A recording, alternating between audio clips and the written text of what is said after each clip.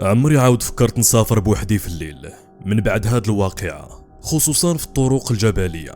أنا سميتي رشيد وكنت خدام في مدينة بعيدة على الدار. من بعد مدة خديت واحد 10 أيام تقريبا ديال العطلة، وقلت علاش لا ما نستغلهاش ونمشي نفاجئ مالي الدار، حيت مدة طويلة هادي ما شفتهم. الوالد كان متقاعد من بعد ما كان دار واحد الكسيدة الله يحفظكم وتهرس من ظهره وما بقاش كيخرج بزاف، والوالدة مسكينة كانت هي اللي مقابله نهار كامل.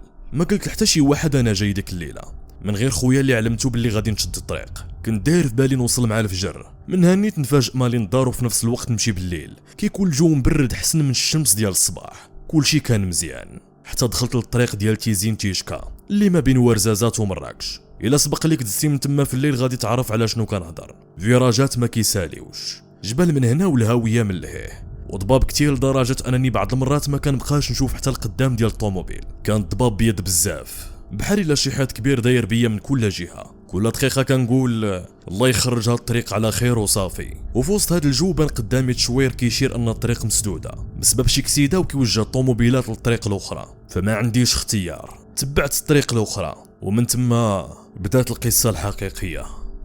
دخلت الطريق ضيقه ما فيها لا ضو لا دار لا دوار لا محطه ولا حتى شي حاجه غير سكات والضباب وصوت الموتور ديال الطوموبيل. شديت التليفون باش نشوف الجي بي اس، ما كاين لا ريزو ولا والو، حتى شرطه وحده ما كايناش. قلت مع راسي غادي نبقى غادي حتى نلقى شي محطه ونجلس نرتاح شويه.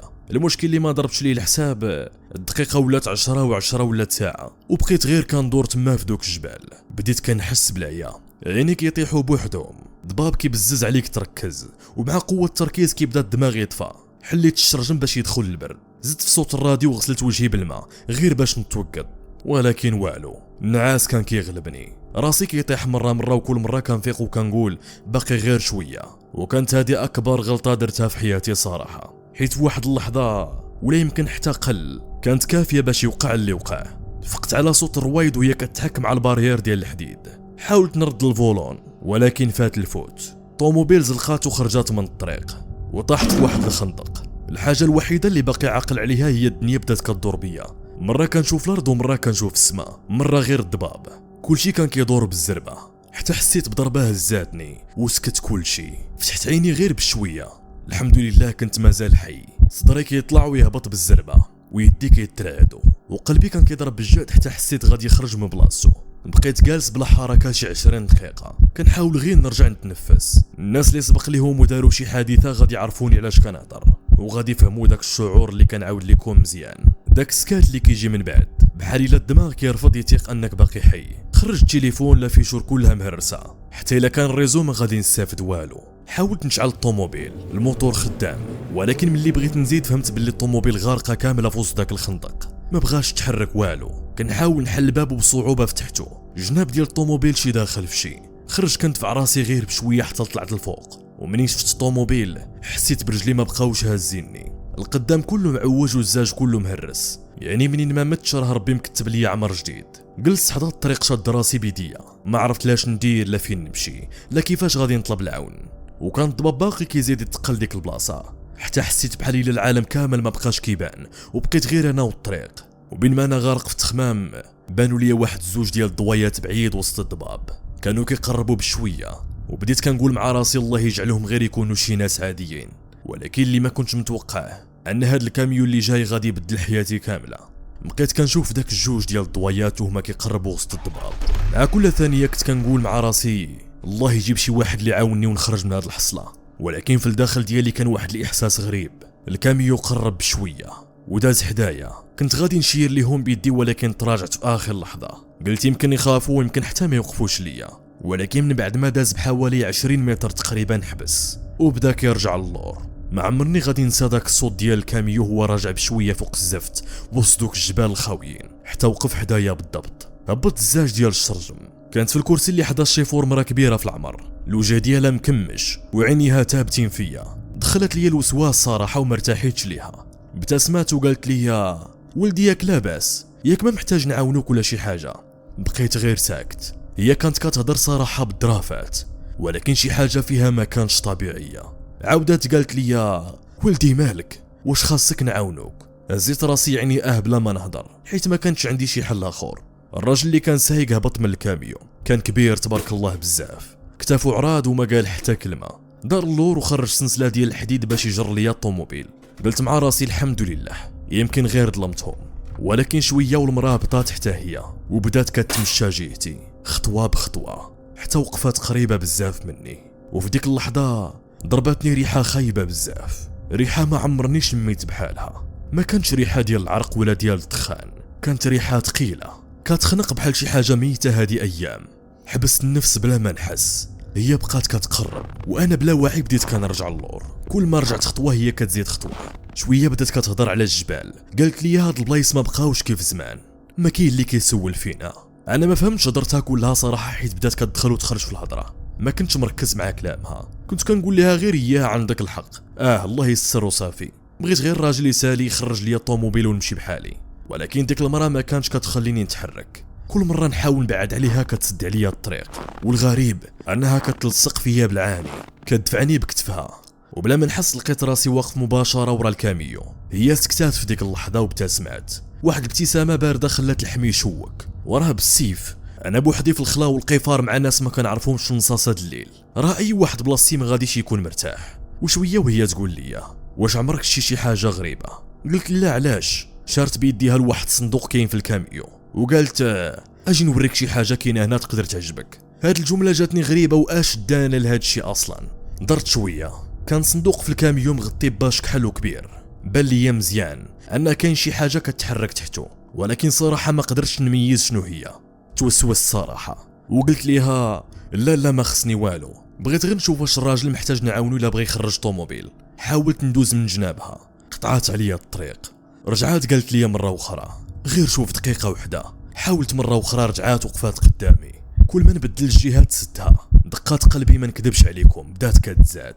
درت لقيت داك الراجل جا من الجهه الثانيه ديال الكاميو والسلسله مازال شادها في يديه. كان كيقرب بشويه، هو قدامي والمراه من اللور وانا وسطهم. في ديك اللحظه حسيت براسي تصيدت. شفت مره اخرى الباش اللي فوق الصندوق اللي في الكاميو، كان كيبان كيتحرك شي حركات خفاف، ما عرفتش واش بسبب الريح ولا بسبب شي حاجه اللي تحته. شويه حتى كنسمعها كتغوت باعلى صوت. مراد في ثانيه وحده تقاد الباش وخرج من تحته شاب في العشرينات من عمره، تكون عنده ديك 28 سنه، وشاد موس كبير مد يدو باش يشدني وطلع الموس في اليد الثانيه. ديك اللحظه ما نكذبش عليكم حسيت بالموت قدامي بعينيه. انا ما عندي والو غير يدي ورجلي وهما كتار، حتى الا فكرت نتشاد مع شي واحد يقدر لاخور يغفلني. ما كان عندي حتى قرار واعي في داك اللحظه.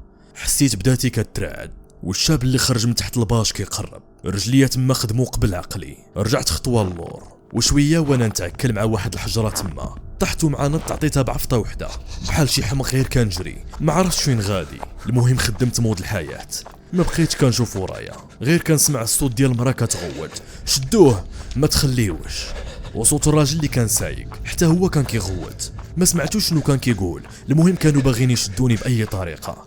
انا بقوه الخلعه ما عرفتش فين كنصطم، غير غادي حتى دخلت للغابه بلا ما نحس. الشجر بدا يضرب فيا والحوايج كيتشدوا، والبرد في ديك الليله ما نعاودش ليكم، خصوصا الغابه بالليل. الضباب مازال تابعني حتى لداخل في الغابه. كل خطوه كنت كنحس بها بحال الا الارض كتسرطني. بقيت كنسمع غير التنفس ديالي بالزربه ومتقطع بحال شي حد كيغرق. بعد شي مده وانا كنجري ما عرفتش شحال داز تحبست، ما بقاش عندي الجهد نجري. تخبيت بين زوج ديال الحجار كبار ودرت يدي فوق فمي باش حتى النفس ما يخرجش بصوت. ولكن الغريب هو ان الغابه ما كانتش ساكته. كل صوت ديال ورقه كيطيح كان كيبان بحال شي خطوه. ومن بعد شي 5 ديال الدقائق تقريبا بديت كنسمع صوت بعيد، صوت ديال المراه كتعيط. وليدي وليدي. تجمد الدم في عرقي في ديك اللحظه. داك الصوت كان ديالها، هي نفس المراه، ولكن ما كانش قريب بزاف. كان كيدور في الغابه، كيقرب مره ويبعد مره اخرى. شويه وانا نسمعها كتقول وليدي راه كلشي ولا مزيان، خرج غير نعاونوك. كنت حابس النفس ديالي كنقول الا تحركت غادي يسمعوني. بقيت حابس حتى حسيت بصدري غادي تفرقع. ومن بعد كلشي سكت، لا صوت ولا حركه، حتى من الريح حبس. بقيت دقائق طويله ما خرجتش، ومن بعد قررت نتحرك شويه بشويه نرجع للطريق. وكل خطوه كنت كنديرها كانت غير بزاز. رجعت لنفس البلاصه اللي وقعت فيها الكسيده، ولكن اللي شفت ما كانش طبيعي. الطوموبيل ديالي كانت مازال في الحفره، ولكن اللي بيبان محلولين كاملين. شكارتي مرميه وحتى هي محلوله، والحوايج ديالي حتى هما مزلعين فوق الارض. وقفت بلاصتي، القلب ديالي مازال كيضرب بالزربه.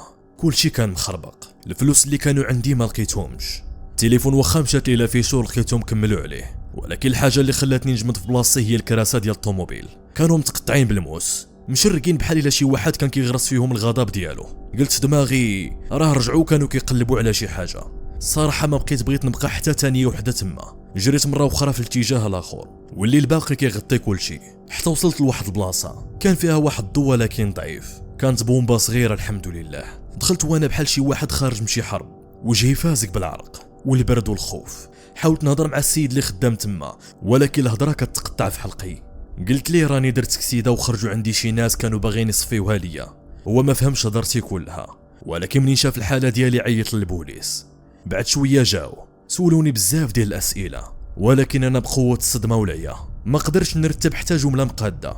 كلشي كان مازال كيدور في دماغي، الضباب والموس والصوت ديال المرا وهي كتعيط. وليدي من بعد شي 5 ديال السوايع من بعد ما تواصلت مع الاخ ديالي من التليفون ديال السيد الله يجازيه بخير، جا وخداني. منين ركبت معاه شدينا الطريق حتى طلع الصباح.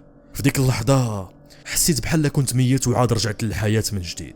ولكن واخا هكاك من بعد هادشي ما بقيتش نفس الانسان اللي خرج في داك الليل، حيت فهمت حاجه وحده: بعد الطرقان ما كتكونش طريق ديال السفر عادي، كتكون بحال شي فخ كتسنى شي ضحيه جديده، ولا دخلتي ليه مره وحده عمرك غادي تنسى كيفاش خرجتي منه. كانت هذه هي القصه ديال رشيد اللي نجا من الموت باعجوبه، وهذه راه ماشي مجرد قصه، بل هي عبره لاي شخص كيوقف لشي واحد بالليل، واي شخص ما كيردش البال في الطريق. نتمنى تكونوا ديما بخير، وقبل ما نشوفكم في الفيديو الجاي ما تنساوش تشتركوا في القناه ولايك الفيديو اللي عجبكم هذا المحتوى باش يبقاو ديما يطلعوا لكم الفيديوهات ديالي جداد. تسناو الفيديو الجديد.